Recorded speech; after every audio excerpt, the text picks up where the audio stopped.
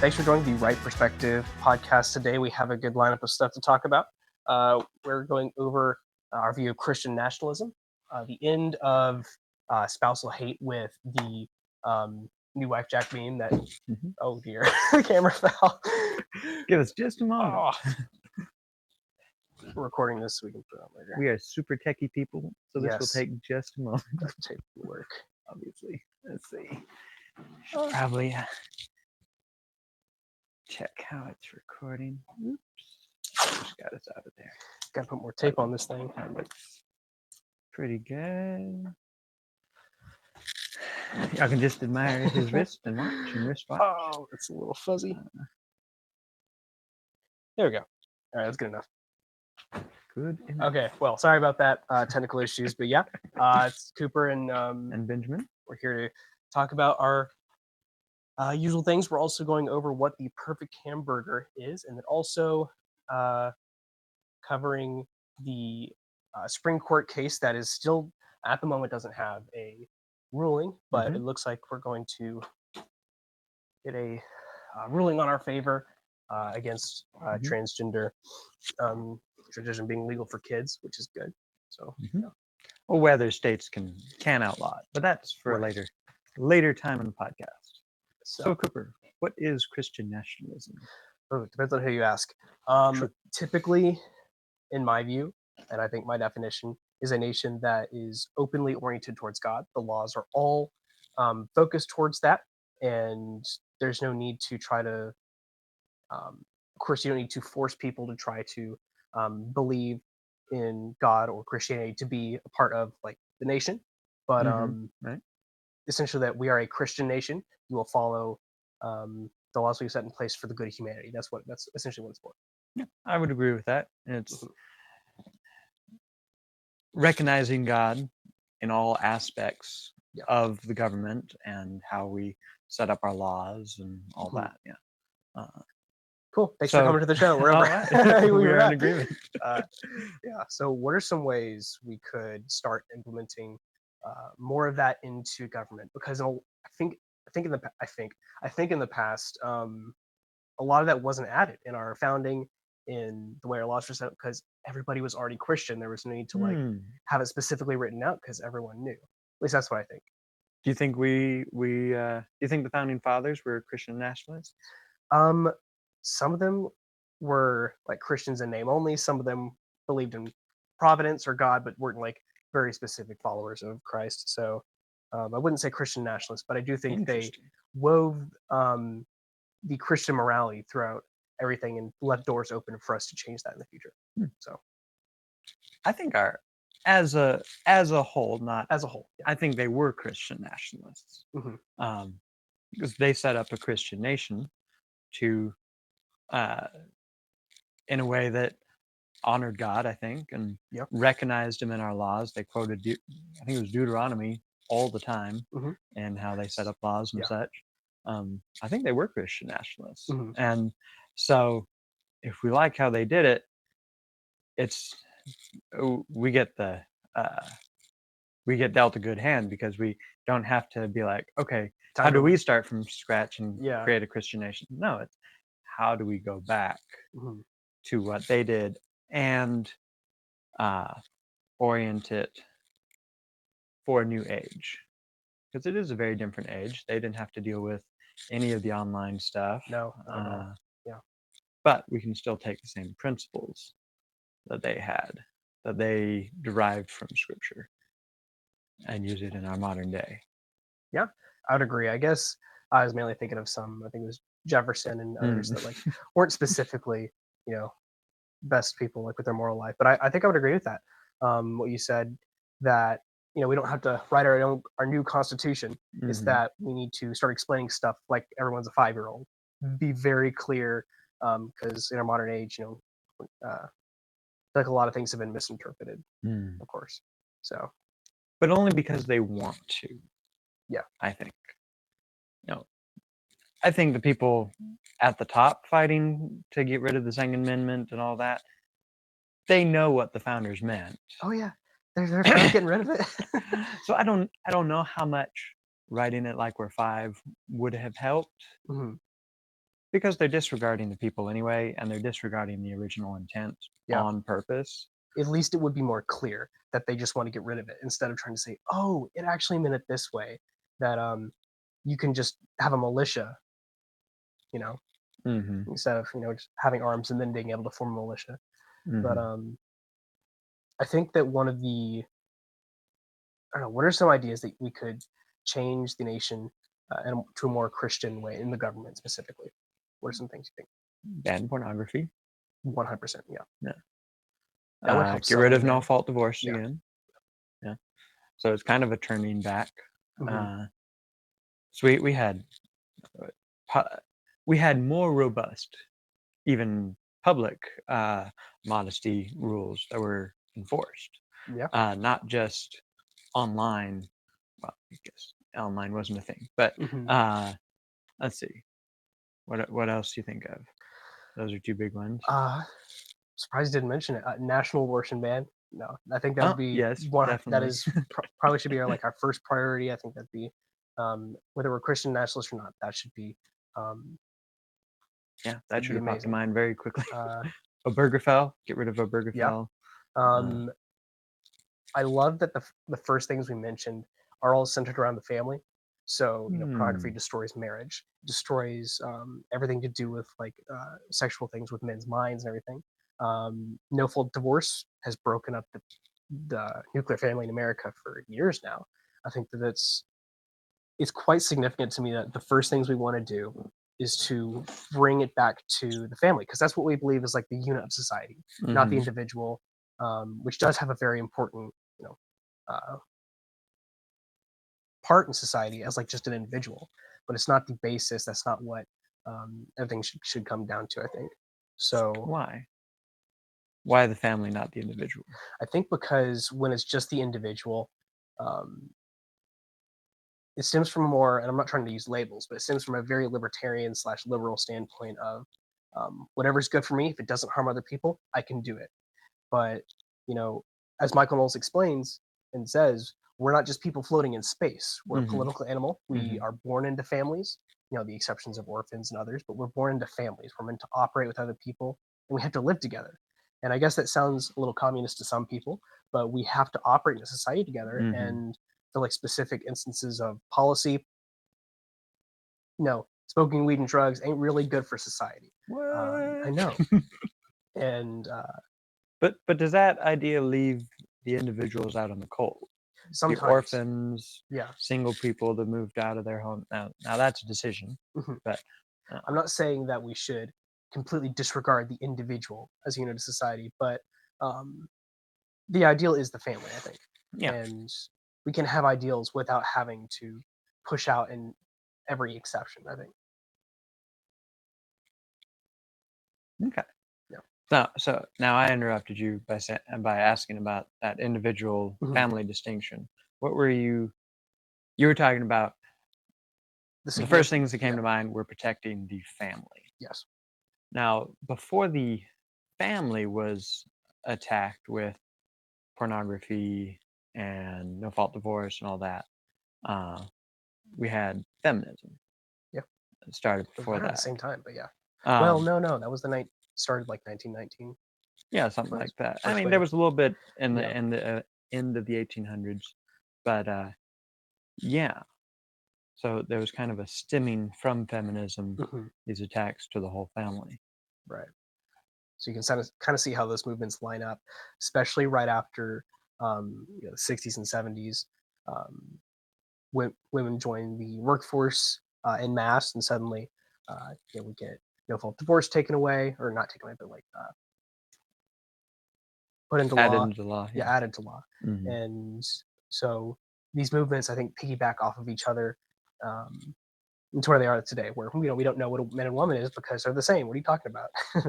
So in a Christian nation, what would the divorce laws look like in an overall? Um, many believe there should be no exceptions for divorce. I think that's actually unbiblical because Jesus gives examples for adultery, and that's Hmm. pretty much the only exception he gives. I don't know how I feel about like spousal abuse Right. or you know, I don't know how I feel about that. I think there's you can. I just don't know where I stand at the moment. But I do think there are adultery is pretty much the only exception that Christ has given, and that should be the only one that's represented by law. Now, I wonder if there is examples from the Old Testament. Christ is the Word, Christ is the Old and the New Testament. Wonder if there's examples that he gave us in there that would be useful for sculpting divorce law. There are laws about whether what would happen if a man is not fulfilling his duties as a husband. I have to look into those more. But those would speak to spousal abuse. That would, because part of the duties of a husband is to protect the wife. If he's abusing her, that is not loving your life as Christ loved the church, absolutely. And even on a more basic level, it's the opposite of protecting her. It is a complete abdication of those responsibilities. So I have to look into that more, and maybe we can talk about that again in 2 weeks. That'd be a good deep dive, Yeah. So how should divorce law be set up? It's affected so many kids.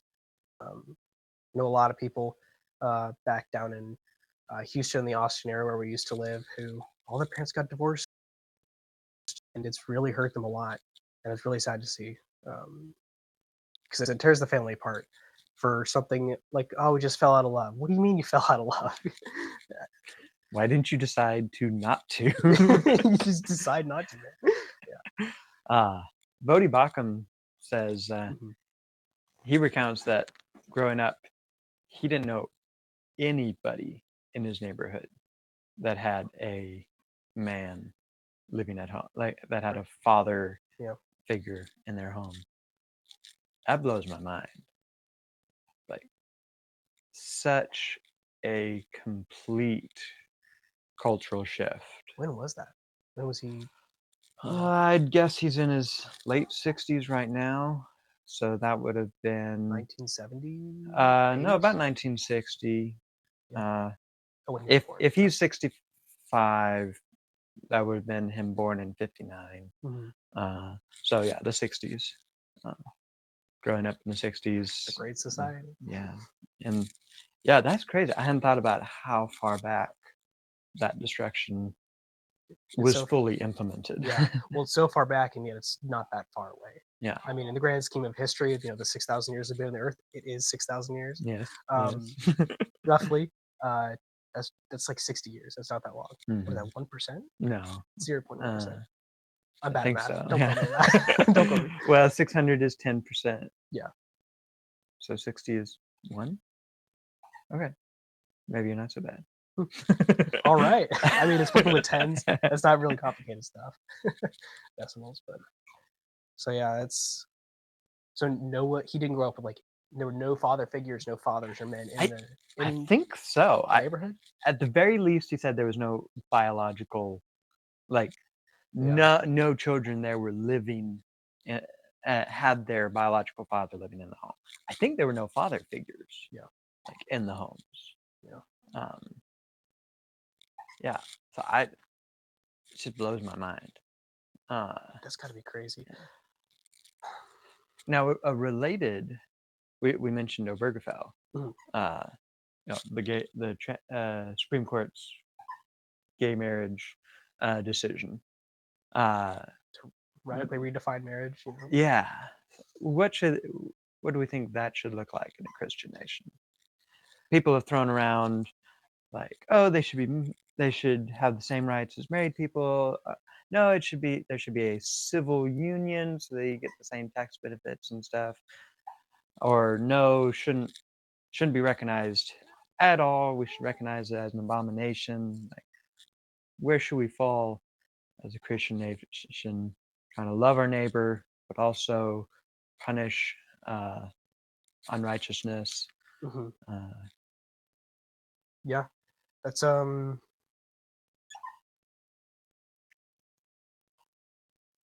obviously, we both believe marriage is between a man and a woman only. One man, one woman, and that I think the law should reflect that, because it's specifically like a religious institution that, because some people, they want to, especially like back in 2023, there's a whole argument over is marriage even good? The law type of marriage for men because of divorce court. Red Pill Bros talking It's still about going on. Yeah. And so I'm thinking they think about marriage in the legal sense. We're thinking of it in the religious, where it's the union between a man and woman, heart, mind, and soul. Whereas it's just the legal. And so I think we have to actually, it will take the nation to like meld them together. This is the law should reflect the religious because that's what it's based off of. Otherwise, you want tax benefits. That's just what it is. And there's no purpose for it. And the reason it should only be I enjoy those, but yeah. I mean, yeah. Sorry, got you off track. That is a good thing. Tax benefits would be great. And then there's people that say, "Oh, the law shouldn't have anything to do with marriage at all." There's that too. I'm not sure what I think about that. I'm not sure what that would look like. Yeah. I'm sure you have to get the $40 certificate that you're married, but other than that, yeah, if you don't have an institution, well, that would still be the law. If you don't have an institutional church, then I think the government has to be involved in recognizing marriages. Yeah, I would think so too. Because the law does set the standard of the nation.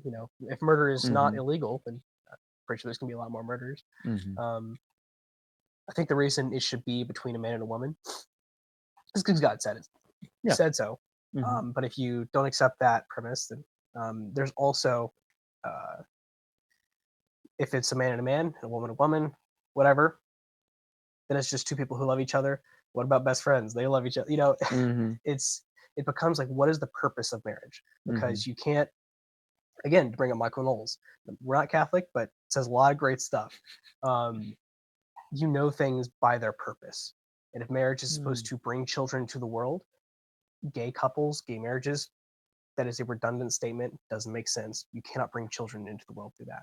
There's more to marriage than not just redundant, but redundant. I'm probably using the wording correctly. Yeah. But sorry. It's not that is not marriage. That's not it's fundamentally not fulfilling its purpose. Now there's definitely more to marriage than just having kids, but that's just the natural outcome. I think that's kind of using logic to explain that. Yeah. And God said, it's really cool that God set those natural consequences against sodomy, AIDS, HIV, I think it's HIV. Yeah. All those STDs that are really just when you engage in sodomy, or you engage with somebody who is a sodomite or was. Yeah. It's very destructive. Lots of people died in the AIDS epidemic. Yeah. Was it 50 years ago, something like that?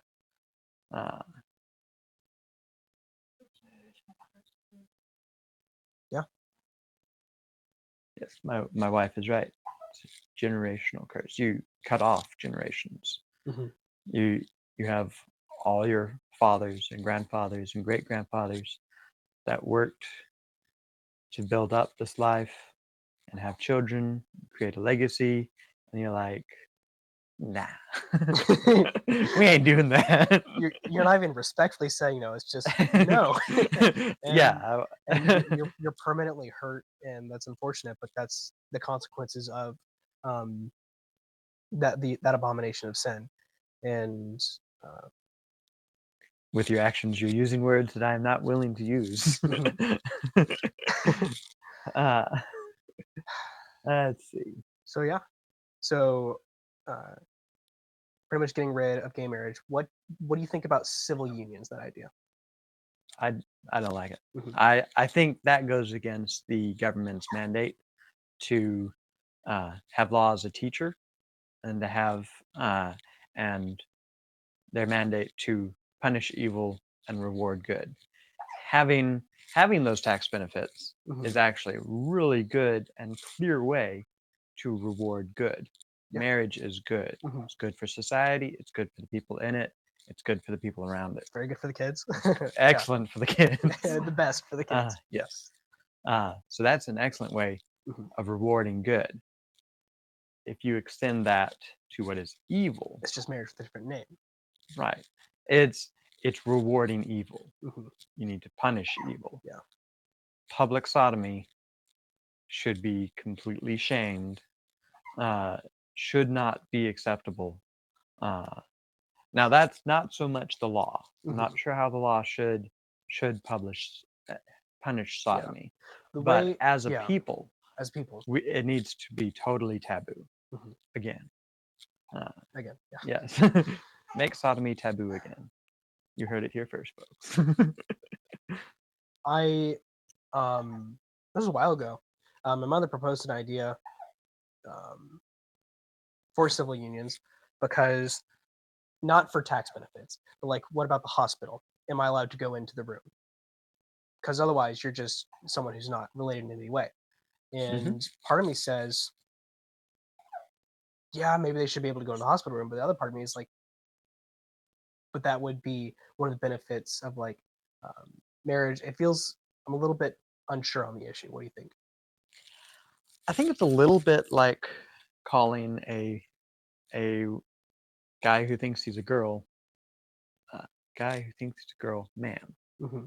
It's accepting the lie. It's accepting their twisted view of the world. Men can't be married to men. If you extend privileges to a man who thinks he's married to another man, the privileges that you extend only to married people, then you are accepting the lie and the derangement. I think that makes sense. I mean, yeah. I think it's ridiculous. I can understand the attempt at compassion. That's mainly where I was coming from. So I'm thinking it's just the legal thing. They want to see their person. I was about to say partner, but a person that they care about. A person they care about, whether rightly or wrongly. They're about to die. Why can't they see them in the hospital? And I guess that is kind of like cherry picking a situation that doesn't happen often. Like, what about life of the mother for abortion? They try to justify the entire argument by that one small example. And that kind of thing brings up the conversation, a different conversation of like, well, why can't really close friends go in and see? I know, because it sounds like a premise was set up for one answer only. What do you mean? That if you said no, like, you instantly sound like the really, really bad guy in the argument. So I don't know. Yeah, but then it's like, well, how does a hospital staff that's completely removed from your circle tell, like, wait, are you the really good friend, or are these 50 other people the really good friend? Yeah. Like, we can't have 50 people in the room. But then that brings us back to like, well, maybe healthcare should be brought back closer to when doctors would make house calls, would visit patients in the home, and healthcare would actually happen in the home with the family members taking care of the sick. Maybe there's something to that, coming closer to that. Yep. Still having emergency rooms and that kind of thing. I think those are good. Definitely a societal good. Yeah. But there's all these problems that come up with hospitals. You know? The insurance. The insurance, the visiting rights. They can probably still, if they say, oh, you have COVID, we're going to put you in this section of the hospital, and no, nobody can come visit you. Yeah.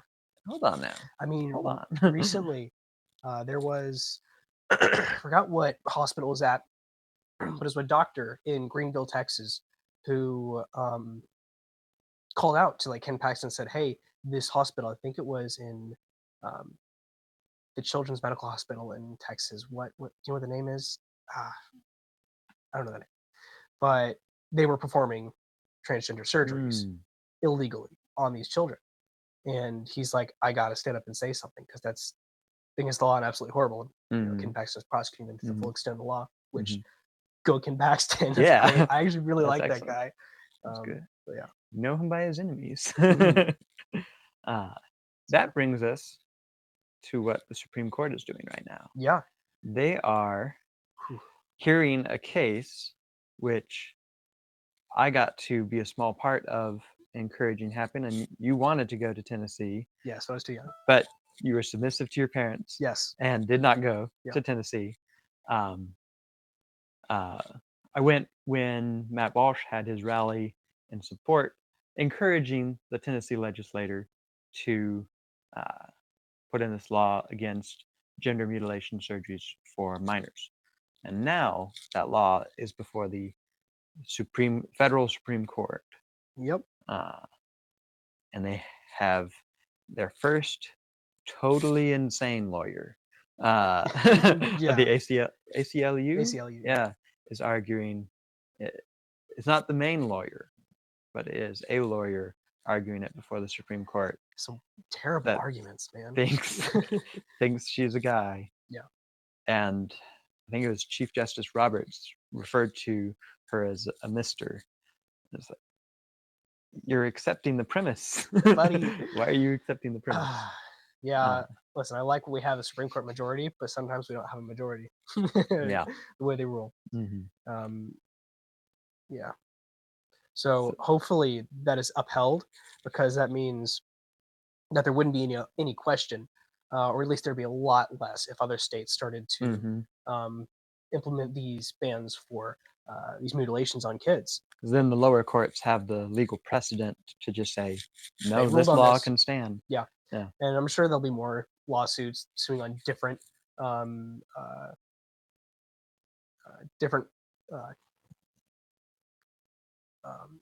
Aspects of the law, coming at it from different angles. Yeah, sorry, brain fart. Because this one, it was like, you're violating the 14th Amendment because you're discriminating on the basis of sex. And then I think one of the justices, it might have been Gorsuch, was Clarence Thomas. He was saying that then it's not immutable. Yeah, well, I think that was Sotomayor. Sotomayor.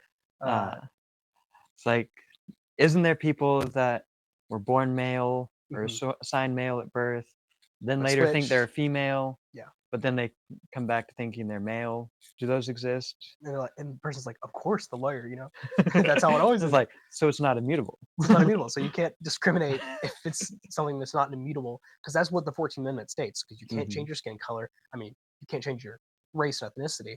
You can't change your sex or your age. So you can't discriminate based off of those things. But if you can flip flop your gender like a fish out of the water, it's not immutable.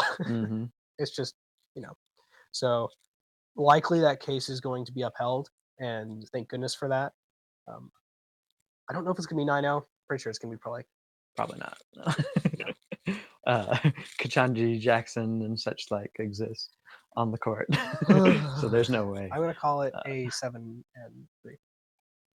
You mean 7-2? Isn't there 9 justices? 9. I'm bad at math. It's 7-2. I was thinking 9, but yeah. So I think Matt Walsh is right. I suspect it'll be a 6-3. Yeah, but I don't know. I wouldn't be surprised if Roberts went the other way. Yeah, because he consistently is just like the Supreme Court is in this funny position where they want to be. They're all conservative, and they're especially Gorsuch. I love Gorsuch. He's great. Well, a lot of he's kind of squishy, isn't he? Gorsuch was squishy. It's Roberts. Roberts is squishy. Yeah. They're both squishy. They're both pretty squishy. Gorsuch was Trump's first appointee, I think. Yeah. I mean, they're pretty much all, other than Clarence Thomas, they all have squished on a lot of things. Yeah. Kavanaugh, Amy Coney Barrett. Yeah, it's true. It's true. They often try to not pick a side, when I think a side should clearly be picked. Oh yeah. Especially on these moral issues. They're like, especially with abortion. When Roe v. Wade was overturned, thank God, that's great. But they were completely indifferent on whether abortion was good or bad, or should be recognized as a life by law, the baby. It was just like, we don't want to get into that. Here you go. And I mean, I can understand partly why, because they want to keep their lives, their respect for the Supreme Court as an institution, because that has been historically, it's been ever since Roe v. Wade. Actually, the trust of the Supreme Court has gone up, but it's been going down over time. So they want to keep that, so that Congress doesn't try to implement rules on them. Right. because the House hates the Supreme Court. Yeah. So easy to show from the Constitution, though. The only possible hangup that I can see, I think it's the 14th Amendment. No, is it the 14th? I don't remember. It's a pretty broad Maybe it's the amendment. 4th. I don't know. I'll have to look it up again. But we spoke about this last time. The only possible logical hangup where you could say yes, states can make a law allowing abortion is to not recognize that while in the womb they are people. Yeah. Because the Constitution uses the word people or persons. So what we need, I think that's that personhood amendment that people mention. Yeah. Because once you have that, it just takes a couple lawyers to actually push that case forward that no, you can't abort them because they're a person. You're going to go to jail. You know? Which isn't that what they had in Louisiana? That had the big ruckus about IVF. I think so. Oh, you can't freeze them because they're people. Yeah. You can't abort them because they're people. Awesome. Well done, Louisiana. Yeah. Yeah.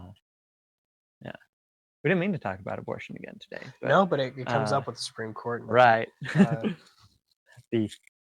Their biggest failure, and then one of their most recent almost successes. I think so. Yeah. I would definitely give it a win since we can ban a lot of abortion. It's in no state is it actually banned for all cases, which is unfortunate and evil. But it's a step forward, and I'll praise that. So, and I don't. It is a little bit of incrementalism at work, which hopefully means maybe this next legislative session we could actually ban it for all people, not just surgeons in Texas. That would be awesome. The pill is the most important thing. I think because so many people take the pill, so many women take it and it hurts their bodies, and that's how most abortions are done in Texas now. It's really terrible. The problem with most incrementalists is that, oh, we got the ban, I'm gonna sit back in my chair. It's we got this ban, move to the next one immediately, and eventually get to a complete abolition. It's like stopping once you have the ball in soccer. Yeah, it's like, oh, now I can sit back. I have the ball. No, and you press. But that's not happening. So we want to push that forward and make it actually happen.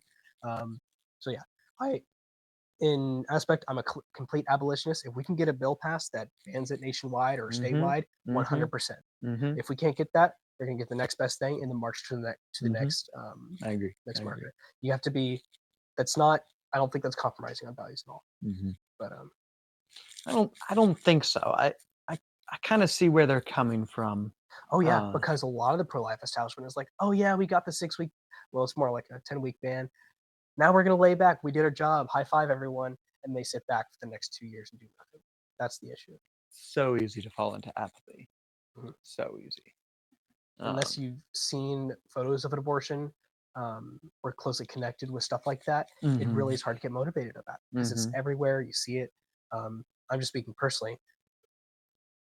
Other than like the theological and political motivation, I don't have much to go off of. So I don't know. Yeah, I'm not close to abortion. Like as far as I know, none of my family members are murdering my nieces and nephews. Could be happening. I don't know about it. I do know somebody who aborted some of their children when they were younger. Now they're on fire for God and totally repented from that. That's good. They've been able to share that. Their what's it called? They've been able to share that with message, the story. Yeah, testimony. With middle school children who ideally I would think, why would you even tell them that exists? Yeah. But they know it exists. They're just pummeled with so many things in sex ed class, online. They shouldn't be online, but they have phones. Take your kids out of public school now. Yes. You wrote a great article on this on the Conservative. You should go check it out. Yeah. And subscribe to the Conservative. It's doing good stuff. Good stuff. That reminds me, that's something I really do appreciate about a lot of the abolitionist brothers we see on Twitter and online. While it seems They're they on can fire. on fire, they can be. It sounds like they can be incredibly harsh, but almost every post I see, it's like, please repent to God, change your life, and become a warrior for Him, and you will be forgiven. And the message is not that you're going to hell; it's that you have committed this very grave sin, murder. Please repent, and you will be saved. And that's something that is the actual message of Christ. And you, if you break the law, you should receive, the full measure of the law. But that's the message. I appreciate that it's not just hellfire and brimstone. It's that there will be if we don't change this. So let's see what else we have. So we talked about the Supreme Court. Oh, let me scroll down the document here. Another legal thing that's going on right now. It's not only that the right of children to not be mutilated by doctors is before them. Sanity is kind of before the courts. But in New York, heroism, is before the courts. Not the Supreme Court, though it could go there. They'll definitely appeal if it goes the wrong way. There's been a small success. The manslaughter charge. He's been acquitted of that. I think the jury couldn't come to a verdict on that, which is funny because if there's any reasonable doubt, you should not convict. Obviously, there's some reasonable doubt here. For those who don't know, this was almost a year and a half ago now. Jordan Neely was a deranged homeless man yelling, "I'm going to kill you" to a bunch of people on New York subway. Was he a retired Marine? Daniel Penny. Daniel Penny. He was no longer a Marine, I don't think. Yeah, he's a veteran Marine. He decided to step up and protect the people on the train, and he brought this crazy homeless man in a chokehold. And as the story goes, because this man was so hyped up on drugs, Jordan Neely, he died. Yeah, sickle disease or something like that. A lot of pre-existing conditions. And I'm not insurance, don't worry. A lot of pre-existing conditions that caused him to die. It was a chokehold. It wasn't supposed to kill. It was supposed to be a submission hold. Long story short, Alvin Bragg is now prosecuting him for manslaughter, for a couple other charges too. That was recently acquitted a couple days ago. So the biggest charge is gone, but still the little smaller charge. I'm not sure what the other one is. I don't know. It's trying to get him on. Probably assault or something like that. Endangerment. There was a bombshell report. And this was it was mind-blowing to me.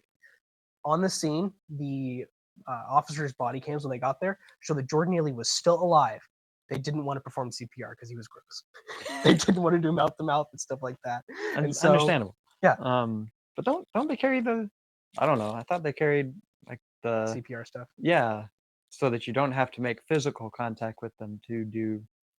I doubt they were medical. They were just probably first responders who were on the site already, at the subway station. I don't know the full story there, but so Daniel Penny did not kill Jordan Neely. He just put him in a chokehold, and the guy was on the ground because he was hyped up on drugs, and kind of same thing as George Floyd. And he was a Marine. If he wanted to kill him, he would have killed him. He would have been dead way quicker than he was. Yeah.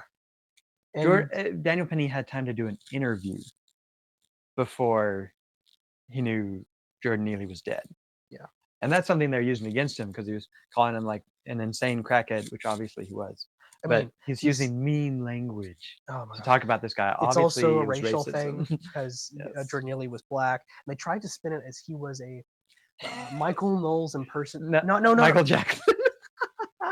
Michael Jackson impersonator because he could do a dance. They showed a photo of him from high school when he's this homeless crazy guy trying to kill people on a train. No. Rachel Maddow. That's the Michael Knowles impersonator. Yes. No, Michael Knowles is the Rachel Maddow impersonator. Huh. I don't know. MSNBC and CNN and stuff, they're going down. The Daily Wire is going up. Might be the other way around. Could be. So yeah, that is glad that's acquitted. There's some other he's not out of the waters yet, but it's just a perfect example of the New York system is completely messed up. And at a broader scale, that's what it's the same thing that happened to Donald Trump. Trumped up charges, nonsense cases. This is for a normal person. And Trump said, they're not coming after me, they're coming after you. I'm just in the way. I think that rings true. So I bet that he should be on, if he is in if he is found guilty, wrongfully. Yeah. Trump should pardon him early on. He's got a lot of people to pardon. A lot of people. You got the pro-lifers put in prison, the J6ers, there's a lot of just that list is a long list of people. Yeah. So heroism. He needs to be acquitted. We can't have a nation of people that are not only low testosterone, cowards, but are now afraid of the law as well, not just bodily harm. Like, if I prevent this guy from hurting people, I'm going to be put in prison. Yeah. That is a terrible world. Nationwide coverage. It's already happening to our police officers. Yeah. Well, that happened a while ago. Yeah. I mean, yeah, it's been happening the last few years, especially. It's been almost 10 years since it really started ramping up. 2014, Obama. Lots of stories about black men, charging at police and being shot, and it's like, oh, you're racist. Their lives ruined. But yeah, recently in the last couple of years here, 4 years really. I think we should move on to our next topic. The wife hating humor. How bad it is. That's what we're talking about. My wife just asked if she should step out of the room. Yeah. No, we're on the side against wife hating humor. Sorry. So, yeah. So what's the context? Stuff's been going around Twitter a little bit. Yeah. I guess the meme has died down, but I still love it. I think this is really, really great for society. It's essentially called Wifejak. Is the Jack part just explains the type of, it's a drawing. It's a poorly drawn person. Okay. Yeah. I'm learning stuff. Good. Yeah. Good. And it's usually just a caption, or just a drawing of a woman or a wife saying something women or wives usually say. And it's humor meant to be endearing.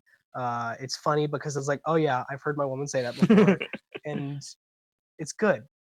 So many people have come out against that humor because it's oh, this is boring. I like the humor where it's I hate my wife humor. Yeah. You quote tweeted that one that the wife was wanted to blow dry her hair. And the husband was handing her a gun. It's this is that's what we're talking about. Yeah. That is, it's this humor where it's I hate my wife. I hate my life. I don't care about my spouse. Abhorrently cringe. Yes. And it goes the same way because, women will make fun of how stupid their husband is. And it's just this constant thing where it's feeding each other, this circle of hate. Yeah. Calling her your ball and chain. Yeah. Stuff like that. Awful. What is it when what is it? What's the stereotype on the other side? Yeah, you're just calling them dumb, oh, I have 4 children. You only have 3, but your husband, Oh, yeah, treating him like a child. Yeah. Bonehead. And it's not endearing. But the point I made on that post was that this humor is not funny to me because I don't hate my wife. It's usually, I don't have a wife. Yeah, but the reason, humor is funny because often a part of it is true. And when why boomers love the I hate my wife humor so much is because I think they actually do deep down, or their marriage is not in a good place. And that has been passed down through the generations. And why I think it's so significant that this, the Wifejak meme, the I love my wife humor is really good, is because it's this generation saying no more. In fact, I'm going to put the proper work into proper communication. Making my marriage better for God, for her, and the children. It's saying no to the generational mistakes. So can humor be instructive? Yes, because it tells you what is right and wrong in some ways.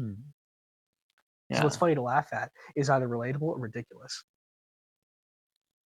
And we can feed into those stereotypes, which create the kernel of truth for those spouse hating humor. if you are coming home and just checking out on your phone, or uh, not helping, not being the leader of your home, or if you're going out every night and drinking with your buddies, like, yeah, I understand there being some resentment in your wife, or if a wife is always nagging, or uh, that will drive a husband insane. Yeah, and it's was nagging, or what else? It's actually a scripture, I think. You what? Was it Proverbs or Psalms that said like a husband would rather live in the corner of the house than with a nagging wife, and it's like a continual dripping. Yeah, makes me think of Chinese water torture. And in that post, I said, if you don't want a nagging wife, listen to her and maybe do the chores for a second. And if if you want your husband to do the chores, maybe stop. You have to actually put effort in on both sides, because it's unfortunate because people always bring up their story of how they did it perfectly. They're probably wrong, but maybe sometimes you just did marry someone who you didn't know who they were, and that's an unfortunate mistake. But what also is really funny is it's not just the wife memes now. There's ones of the husband saying something like, "I have to pick up another part for the car," or kids in the back of the van singing "Wheels on the Bus Go Round and Round," things like that. And wholesome memes. It's good because it shows the quirky, fun parts of, and sometimes not fun but relatable parts of having a family and kids in a marriage. And it's not only well, actually help her with the honey-do list. It's take leadership. Don't let her be the leader in the home. That's not her job. You're not the servant here. Yeah, you're not the servant. You're supposed to be the leader. Supposed to be a servant leader. Yes, but supposed to serve, but not to. So take the initiative on the overarching goal. Give her, what's it called when you like, okay, person, I'm going to give you this sphere of influence. Responsibility. It starts with a D. District. Delegate. Delegate to Yeah. her the care of the home, the meals, the kids, this kind of thing. And then ask her what she needs to be successful in those areas. What support she needs. How can I provide you with what you need? Let her know that she can tell the kids, stop misbehaving. I'm going to give you a spanking now, but when Daddy gets home, he'll use his belt. He's gonna. That was the scariest thing as a kid. I'm going to tell him, and you are going to get another bigger spanking. Yeah. So if you keep misbehaving, and all these little things, the honey-do list is a real and good thing. That's her letting you know what she needs from you to be successful in the roles you've delegated to her, the responsibilities you've delegated to her. It's a really good way to put it. So many people hate the honey-do list because it's just a lot of things to do. And I was thinking that I doubt most women actually want the stress of running the entire household and then having another husband who just plays video games or is not present as a leader. And I think you taking that stress off of her will help her succeed. Your kids will be I think your marriage will be in a better place. This is of course coming from someone who's not married, but you are, so yeah, he'll back me up. Yeah, and almost 3 years now, so I'm basically an expert. Yes, absolutely. So yeah, it's a turn for the good that it's a turn for good. We now have endearing humor and not humor that is spiteful for the person that you're supposed to give your life to. That spiteful humor, I bet, comes from an ungrateful heart. If you're dwelling on what's bad in your marriage, you're not being grateful for what's good. Yeah. So and that humor helps us dwell on what's good and what we're grateful for. Yeah. So do the good humor. Don't do the bad humor. Good humor. Good. Bad humor. Bad. All right. Solved. So should we talk about your terrible views on how to make a hamburger? I haven't even heard them yet, but Okay. the fact that So he thinks he'll disagree with me means they're bad. I didn't say I think you disagree. I said I think you had a terrible take. I don't even know your take. I know it's going to be bad because you have very strange food Thank you. tastes. Thank you. So the proper hamburger, how you should make a proper hamburger / cheeseburger. I ran several polls on this. One poll and some several questions. You did? I did. I missed them. How dare you? Wait, did I respond to one of them? Probably. Okay, I go don't ahead. remember. I think that's how we got here. Yes, and I had several options. Huh. So I first asked, what is the best way to make like a perfect hamburger? Like objectively, not just opinion. What is your and a lot of people said some pretty good stuff like double meat, spraying like half a pound of beef. What are you talking about? It's amazing. Yeah. It's a lot. You know, special sauce, mushrooms, onions, cheese, things like that. And I was like, okay, yeah, but you're all wrong. Right now, we'll make this into a clip so it can go viral. The proper way to make a hamburger is to you have to grill the patty. You have to also put a little butter on top of it before so that kind of melts into it. Yes, very good. You want to use like maybe a little bit of American cheese because too much is oily. It's not good. And mix in some Colby Jack and cheddar in between the two patties. It's 2 patties. Don't. You want to, I think a lot of people don't like it. I think the vegetables are complementary. They're great. So you want to have tomato, fresh lettuce, washed, chemicals. Oh yeah, wash your lettuce. Some mayonnaise, not too much because it's soybean, estrogen, man boob stuff. Get better mayonnaise. Get better mayonnaise. Avocado mayonnaise is pretty good. Who is it? Avocado oil mayonnaise. Oh, okay. Yeah, it tastes terrible.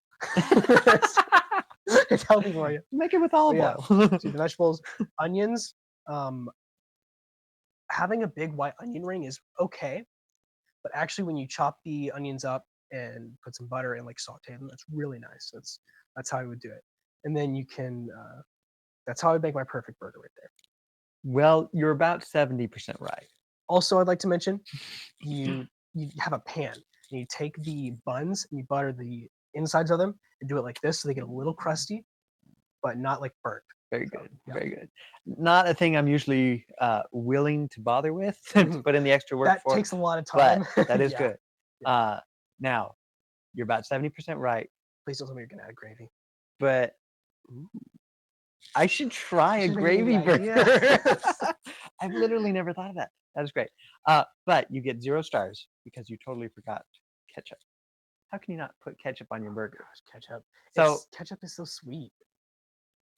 Say that like it's a bad thing, but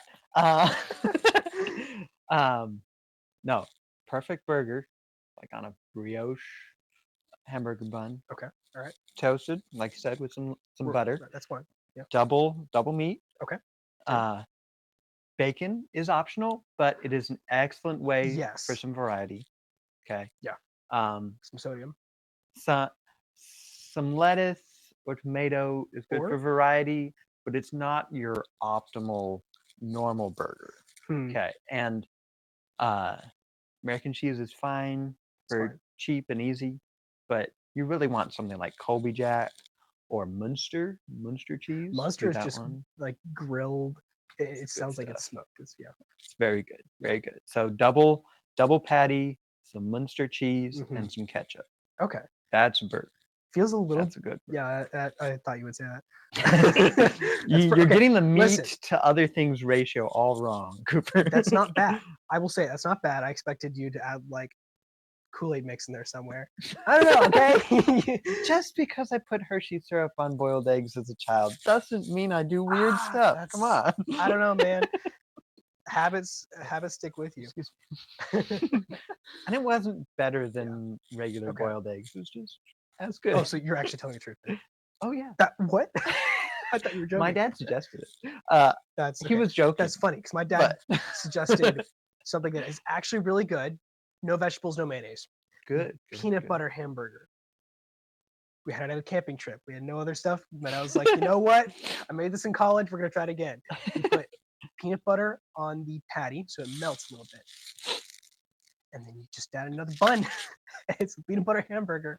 And it's pretty good, actually. Interesting. I haven't had it in 8 years, but I would totally put plenty of butter on a burger. I've done that when I didn't have Mhm. cheese, or when all I had was American Yep. cheese. But uh, yeah, Yeah, he makes a lot of weird food. your dad. Yeah. All right, let's see if we have any That's funny. comments or questions by people. See if we have any listeners. Yeah, Uh, let's do it. Obviously, we'll have plenty of listeners later. Oh, we got But one listener. That's you. oh, That's your wife. Okay. excellent, excellent.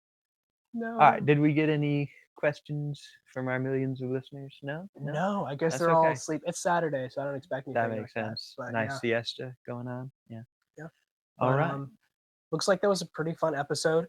We will be finishing up. We're both reading Stephen Wolf's Case for Christian Nationalism. I guess we could talk about that more next week, more in depth of his views on that and what that looks like.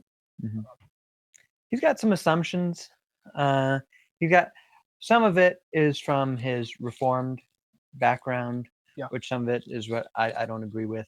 But some of it he is. I think he kind of built an argument for it, but he something I find interesting.